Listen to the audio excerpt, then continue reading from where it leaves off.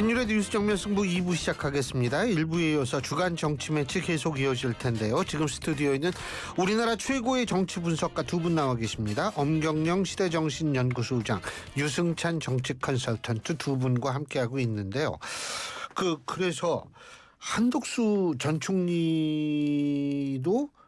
수사 대상이 된다고 보세요?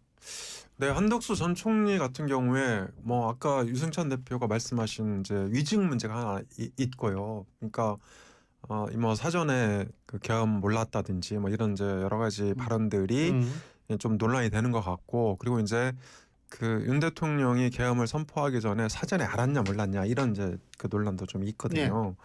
그래서 본인은 몰랐다고 일관되게 주장을 했던 거고, 그런 상황에서 저는 한덕수 전 총리까지는 수사 대상이 될 것 같고요. 그리고 전 정치적으로도 이 계엄 문제에 대해서는 윤석열 전 대통령과 한덕수 전 총리가 책임을 지고 다른 국무위원들이 책임을 추궁당하는 그런 상황까지 가서는 전 안 된다고 봅니다. 이건 정치적으로 충분히 해결할 수 있는 문제 아닙니까? 대장이 책임을 져야지. 쫄병이 그 책임지는 사회가 그게 제대로 된 사회는 아니라고 보고요. 그게 또 보수의 품격이라고 생각을 합니다. 그러니까 이제 그 윤석열 전 대통령은 깜빵이 있으니까, 네. 그 한덕수 전 총리 그리고 이상민 장관 정도, 김용현 장관도 지금 깜빵에 있죠. 그렇죠. 네. 저는 한덕수 총리 조사는 좀 불가피한 것 같고요. 그 뭐 이제 요즘에는 보수의 품격 이러면 좀 약간 그런데 너무 보수가 품격을 너무 많이 잃어버리고 있어서 이게 품격이라는 단어를 사용하는 것 자체가 좀 뭐 그렇긴 한데, 한덕수 전 총리도 아마 뭐 수사 과정에서 드러나겠지만 지난 대선 때 또 굉장한 뭐가 있었잖아요. 대선 출마, 뭐 후보 교체 파문 여기까지 있었는데, 이런 과정들이 아마 그 내란에 관여한 정도에 따라서 지금 특검의 수사 결과에 따라서 맥락들이 좀 정리가 될 것 같다는 생각이 들어요. 왜 그런 그 행동을 했는지 이런 것들에 대해서도. 그래서 저는 이번에 그 이상민 전 장관 구속영장 발부가 그 한덕수 전 총리 수사에 어떤 굉장히 탄력을 줄 거다. 검찰 특검 입장에서는 탄력을 받을 거다 이렇게 보고 있고, 그래서 그 지금 확보된 증거들이 좀 뭐 보도되는 것들도 좀 있는데, 뭐 CCTV 영상이나 그런 한덕수 전 총리의 그 이 발언 내용과 배치되는 측면들 이런 것들을 중심으로 해서 뭐 소환 조사가 이루어질 것이다 이렇게 봅니다. 저도 한덕수 전 총리에 대해서는요, 생각하면 생각할수록 열받는 그런 일인데요. 왜요? 왜? 한덕수 대망론이 이 지난 그 대선을 망치게 한 그런 핵심적인 원인이고요. 그리고 이 보수를 참담하게 만든 그런 원인이다. 저는 그렇게 생각을 합니다. 그러니까 그때 한덕수 대망론 안 나오고 냅뒀으면 알아서 보수가 선거를 잘 돌파해 나갔을 거라고 저는 생각을 해요. 물론 이제 그것 때문에 뭐 졌다 이겼다 뭐 이런 건 아니고요. 뭐 졌다 하더라도 왜 그렇게 한덕수 전 총리한테 매달렸다고 보십니까? 그러니까 이제 이를테면 계엄과 탄핵 사태로부터 면피하려고 하는 그런 그러니까 이유가 있었지 않았나 그런 생각이 들어요. 그러니까 그것만 아니었으면 전 보수가 질 때 지더라도 우아하게 졌다 그렇게 생각을 합니다. 그래서 저는 한덕수 전 총리가 만약에 연관돼 있다면 당당하게 조사에 임해서 처벌받아야 된다 그렇게 생각합니다. 지금 명태균 씨도 어제, 제가 알기로 어제일 거예요. 어제 특검에 출석을 했어요. 예. 어제 명태균 씨도 출석을 했고, 이 명태균 씨가 출석한 거는 지금 특검이 3개이기 때문에 어떤 특검이냐면 김건희 특검에 이제 출석을 한 거죠. 공천 관련 문제인데. 자, 이 명태균 씨가 출석을 했다. 명태균 씨 관련 의혹은 어떻게 전개될 거라고 예상하십니까? 이건 물론 추측이죠. 뭐 일단 공천 개입이 가장 중심에 있는 것 같고, 명태균 씨 같은 경우는 공천 개입에 대해서 뭔가 뭐 이야기들이 좀 나오고 있잖아요. 뭐 실명들이 좀 거론이 되고 있어요. 뭐 윤상현 그때 당시 공관위원장 이름도 그렇죠. 거론되고, 그다음에 이제 서울시장 그 출정식 때 권성동 의원이 한 얘기들이 언론에 이제 보도가 되고 있잖아요. 그 강남구청장 조성명 뭐한테 내가 공천했어 뭐 이런 얘기를 했다는 이제 이제 이야기들이 이제 나오고 있는데 구체적으로 지금 이제 실명들이 거론되고 있어서 국민의힘 수사로 확대될 가능성이 있다. 이건 이제 김건희 특검에서 국민의힘 전현직 의원들에 대한 수사로 이것이 이제 확대될 가능성이 있어서 국민의힘이 강력하게 지금 이제 방어 태세를 취하고 있고 여기에 대해서 민주당은 또 뭘 만들었더라 뭐 아무튼 무슨 특위 같은 것도 만든다고 하잖아요. 그러니까 아무튼 되게 이 문제는 좀 내란 특검하고는 또 다른 차원의 문제. 이게 정치적인 사건이잖아요. 그러니까 공천 개입 문제이기 때문에 다른 차원의 문제로 지금 비화되고 있다. 그러니까 정치권 전반에 상당한 그 태풍으로 몰아칠 수도 있다. 저는 이렇게 봅니다. 좀 못 봤네. 권성동 의원이 뭐 강남구청장 뭐 그 얘기를 했다는 얘기가 보도가 됐어요. 예. 네, 저는 명태균 의혹과 관련해서 제가 아주 명확하게 몇 가지 좀 그 말씀을 좀 드리고 싶은데요. 첫 번째는 이 명태균 의혹과 관련한 그 두 가지 이제 수사 관례가 있습니다. 첫 번째가 김영선 전 의원 공천 개입과 관련된 건데요. 이제 이게 사실 그 윤석열 전 대통령하고 김건희 여사가 공천 주라고 해서 윤상현 의원이 당시 재보궐 공관위원장이었는데 이걸 준 거다. 이게 이제 한 갈래가 있는데요. 사실 이 문제는 저는 이제 그 많은 그런 증언들이 나왔는데 저는 이렇게 봅니다. 그 대통령이나 당선인 입장에서 야 누구한테 공천 좀 주라. 이거는 이제 그 여러 그 전 대통령들이 다 그렇게 했거든요. 물론 저는 그게 잘했다고 보진 않아요. 그러니까 물론 이제 법적으로 문제는 있죠. 예, 법적으로 문제가 되고 수면 위로 드러나면 그러니까 수사하고 뭐 또 처벌하는 게 당연한 일인데 이게 그러니까 그동안의 관례에서 많이 벗어난 거냐? 전 그렇다고 보진 않습니다. 물론 이제 이게 그 법적인 문제가 되면 그러니까 처벌해야겠죠. 그러니까 그게 이제 저는 핵심적으로 처벌해야 될 인사가 윤상현 의원인데 뭐 윤상현 의원은 이미 특검에 출석해서 윤 전 대통령한테 전화를 받았다 이런 얘기 했지 않습니까? 근데 그게 공관위에서 뭐 절차를 거쳐서 그러니까 제대로 공천했냐 마냐 이게 이제 의혹이잖아요. 그러니까 이건 어느 정도 전 수사가 다 진행이 됐다고 보고요. 두 번째가 오세훈 전 서울시장과 관련된 그리고 이제 뭐 홍준표 전 대구시장 뭐 주로 이제 당내 경선에 개입한 문제들인데 이것이 그 법적으로 무슨 문제가 되는 거냐 아닌 거냐 이런 논란이 있는데요. 이것도 사실 전 그 뭐 좀 명확하지 않은 문제들이 있어요. 그러니까 윤석열 전 대통령 경선 과정에도 드러난 문제인데 명태균 씨가 하는 수법이 뭐냐면 본인이 먼저 조사를 합니다. 윤석열 전 대통령도 그랬고 대체로 이제 다른 후보들 경우도 그랬죠. 그러니까 본인이 먼저 접근해서 저 여론조사를 한다. 그렇죠. 여론조사를 한 다음에 접근을 해요. 그래서 만나서 영향력을 키우고 유무형의 대가를 나중에 이제 받으려고 시도를 하는 거죠. 그래서 이런 것들이 이제 김영선 공천하고도 연관돼 있는 건데요. 이것이 과연 뭐 접근 당해서 조사를 한 사람들 이런 사람들의 100% 잘못이냐 이건 좀 따져봐야 된다. 그리고 이제 명태균 씨 같은 경우도 보면 대체로 전원에 의한 거 그러니까 누구한테 들었다라는 거 아닙니까? 그리고 이게 이제 당내 그 경선 문제고 사실 당내 경선 문제는 대체로 이제 수사에서 굉장히 좀 관용적으로 접근하는 그러니까 웬만하면 이제 손 안 대는 것들이잖아요. 그래서 이걸 갖고 당내 그 전반으로 수사를 확대하는 거는 저는 무리가 있다고 생각을 합니다.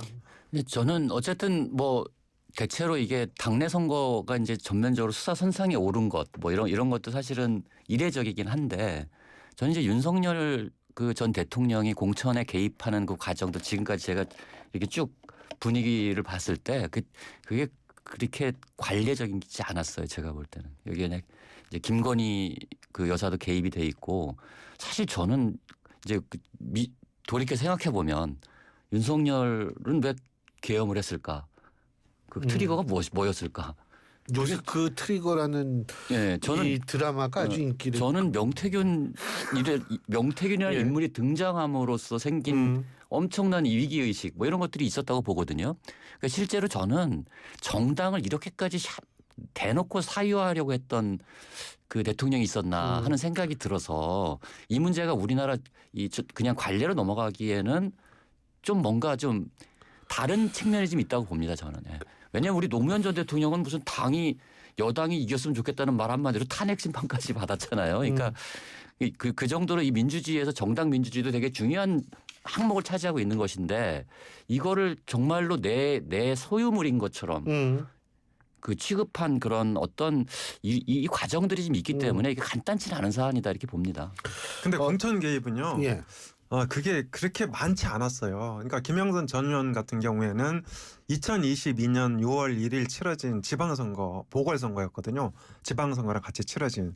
그러니까 이제 그때 그것이 문제가 됐고, 근데 당시에 김영선 전 의원이 이제 그쪽이 고향이고 또 민주당 후보가 여성이었어요. 그래서 여성 공천의 필요성 같은 것도 있었고 또 김영선 전 의원이 그 윤석열 그 선대본부 캠프에서 선대본부에서 또 특보 역할을 했었거든요. 그래서 저는 그게 뭐 크게 그러니까 무리가 따르는 그런 공천은 아니었다고 봅니다. 그리고 또 그 지난 이제 2024년 총선 때는 그 윤석열 전 대통령의 어떤 그 공천 개입이 거의 없었어요. 그러니까 그 논란이 지금 되고 있는 김상민 전 검사도 컷오프된 거 아닙니까? 당시에 한동훈 전 대표가 이제 그 당을 이끌면서 그 공천 개입이 대부분 다 저는 무력화된 걸로 알고 있습니다. 아까 유승찬 대표께서 말씀하신 것 SBS를 비롯한 다수의 언론이 보도한 건데요. 정확한 워딩은 이겁니다. 명태균 씨가 취재진한테 밝힌 내용인데요. 2022년 오세훈 서울시장 출정식 때 권성동 의원이 참석해서 강남구청장 조상명 씨에게 내가 너 공천 줬어라고 얘기하는 것을 보신 분들도 저한테 연락했다. 이게 이제 정확한 워딩이라는 거를 말씀을 드리고요. 자, 이것도 논란이 또 있어요. 3대 특검 종합대응특위 민주당에서 지금 이건데 이론적으로 따지면 서포트를 해주겠다. 이 특검 서포트 당차가 돼서 서포트하겠다 그러는데 이거 좀 어떻게 보세요? 이게 좀 논란이 있던데. 저는 이게 야당일 때는 할 수 있는 것 같아요. 근데 여당은 이게 집권 세력이잖아요. 예. 그 집권 세력이 특검이 수사를 하고 있는데 여기에 대해서 대응 특위를 만든다는 거가 과연 그 뭐 좋게 보일까? 이거는 사실은 수사 개입을 할 수 있다 이런 우려들을 낳기에 충분하잖아요. 저는 특검 수사가 지금 제가 볼 때는 미진하지 않고 특검 수사가 나름 역량 있게 잘 하고 있다고 보는데 굳이 이런 식의 특위를 만들어서 이런 일종의 어떤 오해를 살 수도 있는 거잖아요. 사실 뭐 개입을 못 하더라도 근데 뭐 당 입장에서는 이제 국민의힘에서 굉장히 세게 반발을 하니까 여기에 대해서 대응하려고 하는 건 있겠지만 그것은 특위가 아니더라도 충분히 할 수 있는 방법들이 많지 않나 이런 생각이 들고요. 그래서 저는 이것이 그 수사 개입이라는 오해를 그 넘어설 만큼 효과를 발휘할 수 있을지에 대해서는 좀 저는 의문점을 갖고 있습니다. 저는 수사 사주의 공식화라고 생각합니다. 사주가 무슨 뜻인지 알죠? 요즘 그 사주까지는 MZ 세대 중심으로 사주가 유행하고 있는데요. 타로는 아니고요. 네, 그런 이제 저는 이제 그런 사주의 의미가 아니고 시킨다의 사주입니다. 그러니까 고발 사주도 있었잖아요. 뭐 사주까지는 그래서 아니어도 수사 사주의 공식화를 개입이라고 좀 3대 완화하시는 게 좋지 않을까요? 그게 3대 나을 것 대응을 같아요. 통해서 하고 있는 거다. 저는 그렇게 보는데요. 말씀하신 대로 지금 특검은 놔둬도 특검이나 검찰이나 경찰이나 뭐 놔둬도 알아서 경쟁적으로 과잉 수사하고 있거든요. 근데 그걸 굳이 이 수사 사주 특위까지 만들어서 어제 또 그 유황에 있는 서울구치소 방문해 갖고 과연 특혜인지 아닌지 뭐 이런 거 다 뭐 이렇게 검토했다고 하더라고요. 그런 식으로 이렇게 이제 특검을 몰아붙이는 것은 전 부당하다고 보고요. 이것이 지금은 이제 이재명 정부 아래서 뭐 신나게 재밌게 그렇게 민주당이 할지 몰라도 언젠가 다 부메랑으로 돌아갈 거다. 국민들은 다 이런 거 기억합니다.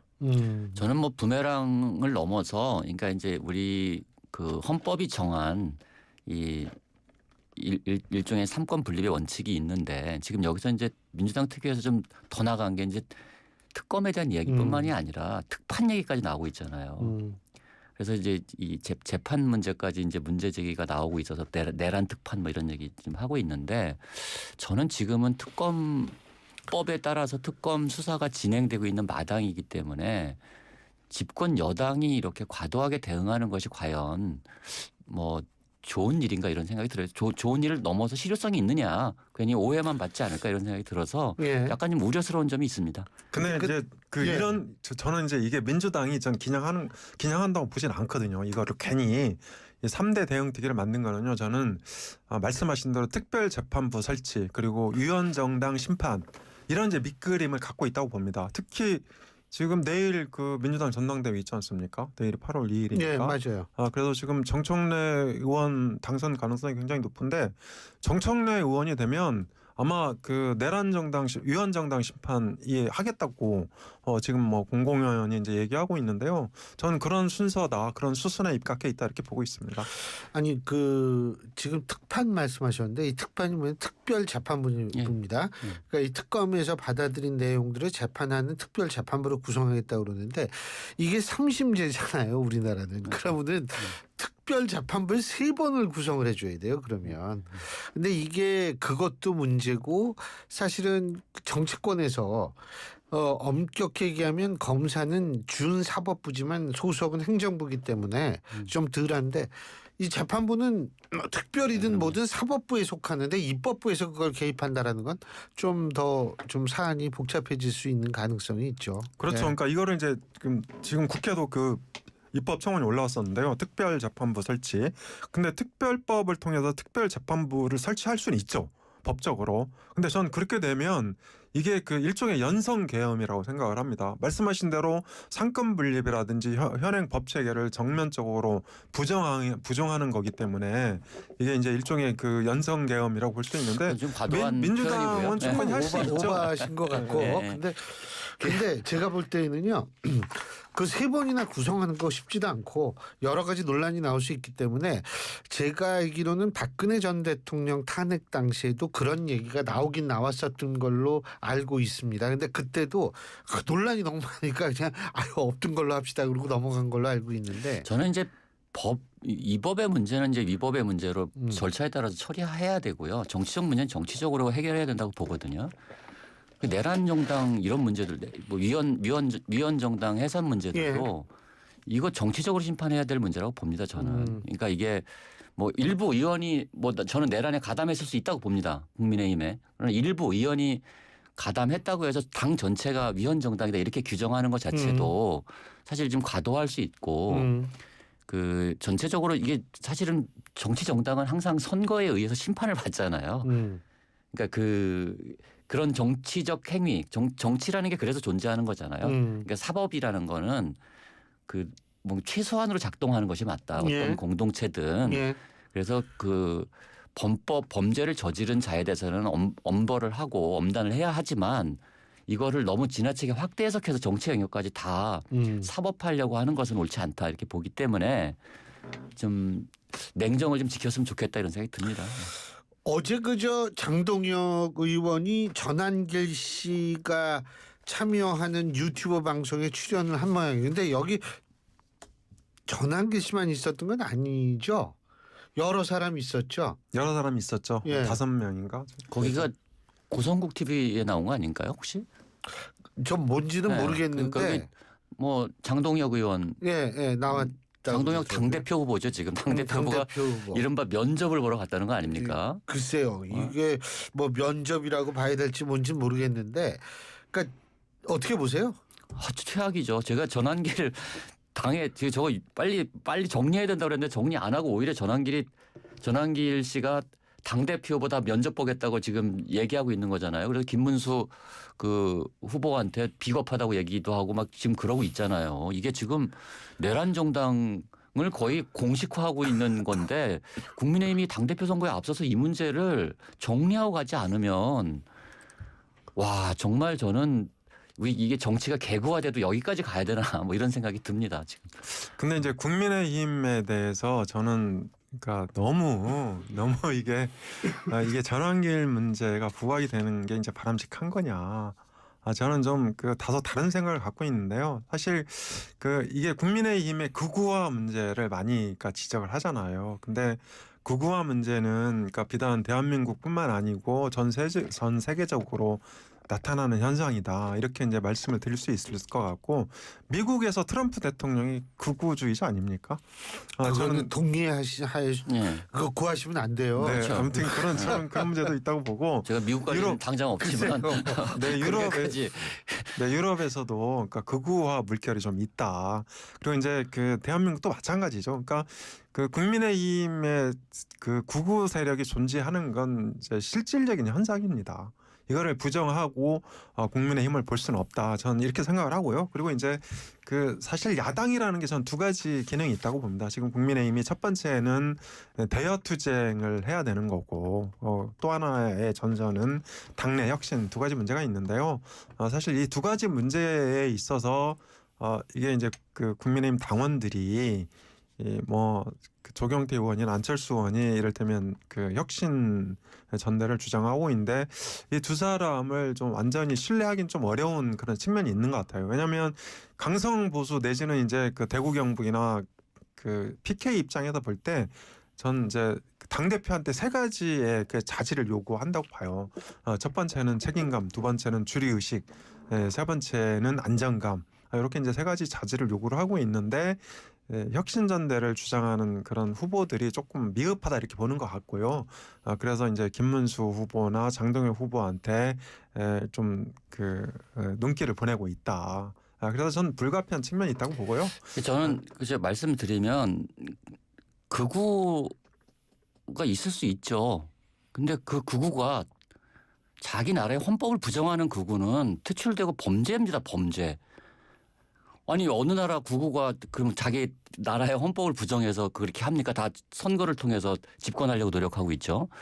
지금 계엄을 옹호하고 이런 극우 세력이 용인되는 정당. 그래 자꾸 검 소장님 얘기를 들으니까 위헌정당 심판해야 될 것 같은 생각이 드네요. 저는. 그러니까 이게 헌법을 부정하는 세력을 용인하는 정당, 이거는 우리가 인정할 수 없는 겁니다. 용인할 수 없는 겁니다. 생각이 오른쪽으로 가 있다, 이거는 모르겠어요. 근데 우리나라 대한민국의 기본적인 국헌을 부정하는 세력을 공당이 용인한다, 이거는 사실 다른 얘기죠. 그건 우리가 그것까지 용인한다는 건 아닌 것 같아요. 저는. 그러니까 유승찬 대표의 말씀은 너무 오버한 것 같아요. 그러니까 저는 극우가 존재한다고 그랬지, 사람들이 헌법을 부정하는 사람. 전환길 씨가 헌법을 부정했잖아요. 계엄을 옹호했잖아요. 그러니까 전환길 씨가 그랬지만, 예를 들어서 전환길을 용인하고 있잖아요, 국민의힘이. 그러니까 이제 용인하는 게 아니고요. 네. 어쩔 수 없이 수용하는 겁니다. 어쩔 수 없이 수용한다는 그리고 게 이제 예를 들어서 지금 이제 왜 김문수, 어쩔 수 없어? 그러니까 그가 지금 당장 쫓아내자 이렇게 하는 것보다 아까 말씀하셨잖아요. 선거를 통해서, 전당대회를 통해서 이 사람, 그러니까 새로운 당 대표를 선출하면 됩니다. 대한민국 헌법을 존중하는 사람이 경쟁하는 거죠. 이 정치는. 그러니까 이제 헌법을 부정하는 사람이 라운드에 들어올 수 없는 그 거예요. 말씀은요. 선거 결과를 보고 하시면 돼요. 그러니까 선거 결과를 보고 예를 들어 장동혁 후보가 당대표가 됐다, 그럼 그렇게 판단할 수 있죠. 하지만 다른 사람이 되는 경우는 아니잖아요. 그리고 왜 계엄에 대해서는 다 부정합니다. 부정. 우리가 언제 계엄을 찬성했습니까? 우리 전환길 씨가 우리입니까? 아니 우리가 전환길 씨 부정했잖아요. 아니 그렇게 그걸 왜 부정하십니까? 그렇게 몰아붙이는 건요, 문제가 있죠. 그러니까 아니, 이건 근데 일종의 도발인데요. 저는 어쨌든 전환길 씨라는 사람이 이렇게 부각이 되는 이유가 뭔지, 왜냐하면 전 세계 정당사에서 입당한 지 2달 됐는데 당대표 이런 분들보다 더 주목받는 경우는 제가 볼 때 없었어요. 근데 저는 이렇게 해석은 할 수 있을 것 같아요. 당원이 물어보니까 답한다, 이건 되는데, 그렇다면 전환길 씨 말고 다른 당원이 물어봐도 거기 가서 답해줘야 돼요. 그래야지 공정한 거죠. 아니, 그건 이제 충분히 할 수 있는 네. 거고요. 그리고 제가 여기 들어오기 전에 뉴스를 통해서 봤는데, 김문수 후보는 또 면접에 응하지 않겠다 또 이렇게 얘기를 했고, 그래서 그러니까 저는 비겁하다는 얘기가 그래서 나온 거 아니에요? 네, 맞아요. 그래서 나온 건데요. 어쨌든 이런 문제도 국민의힘이 안고 있는 모순 중에 하나다. 결국은 전당대회를 통해서 예. 극복해 가야 된다, 이렇게 생각을 합니다. 맞습니다. 근데 진짜 우리나라 정치는 얘기를 해도 매일 해도 있잖아요. 전 매일 하잖아요. 근데 매일 소재가 새로 생겨요. 야, 이것도 쉽지 않은 건데 좋은 건지 나쁜 건지 모르겠습니다. 두 분 말씀 여기까지 듣죠. 고맙습니다. 네, 고맙습니다. 감사합니다. 예, 지금까지 엄경영 시대정신연구소